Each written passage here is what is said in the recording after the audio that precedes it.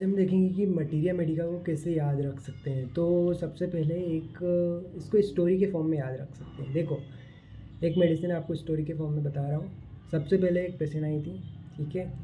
अब उसको क्या हो रहा था, बोल रही थी कि गले में जलन हो रही है। तो मैंने बोला हो सकता है फेरिंग्स में हो, कुछ दिक्कत हो सकती है, इसोफेगस में हो सकती है ना, गले में बर्निंग हो रही थी। फिर उससे पूछा और क्या होता है, तो उसने बताया कि उसको सर दुख रहा है। तो फिर उसने बताया कि सर दुख रहा है और कैसे दुखता है। सुबह सुबह मॉर्निंग में हेडेक होता है और दिन में बढ़ता जाता है, इवनिंग तक आते आते कम हो जाता है।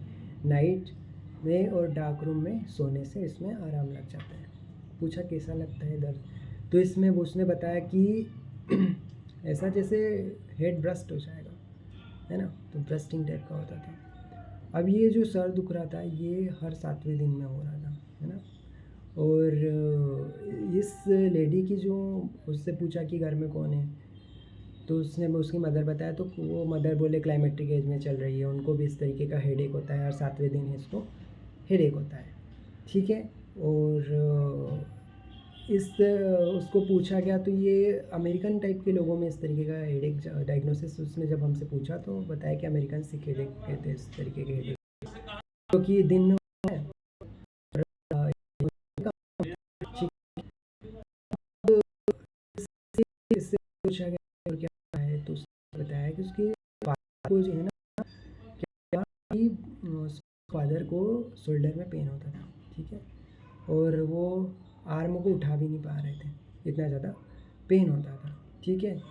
तो राइट आर्म में, राइट शोल्डर में उनको पेन होता था, ठीक है। उनको रोमेटिज़म था और वो उसको उठा भी नहीं पा रहे थे।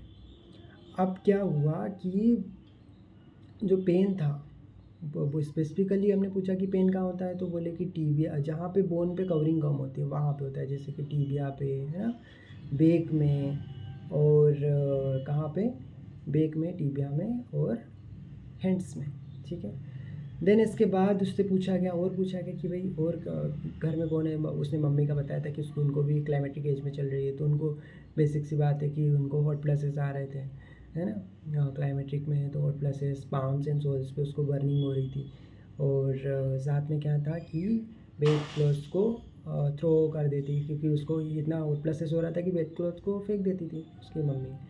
और ब्रेस्ट में उनको इन्लार्जमेंट भी था, ठीक है। तो ये सारी समस्याएं थी।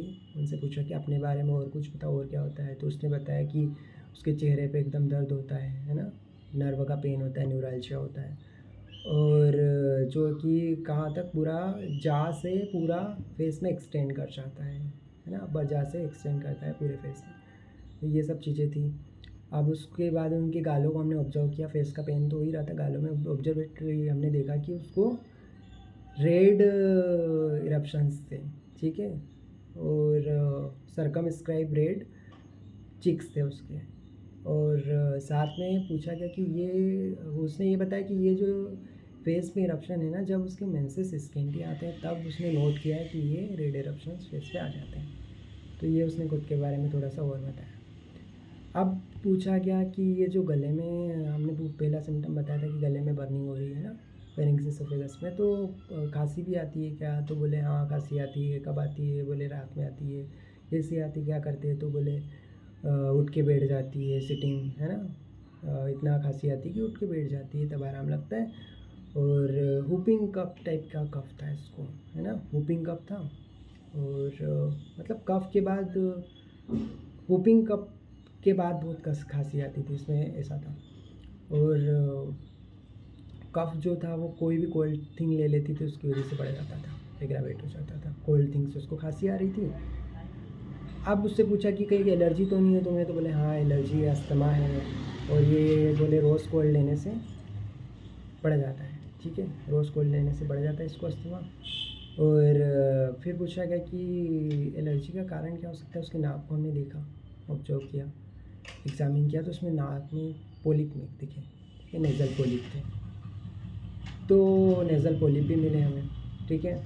इसके अलावा जो हमने इसके फादर पापा से लिया, तो इसका मेडिसिन का हम इसे याद रख सकते हैं, पेपेवेरेसी फैमिली की मेडिसिन है ये।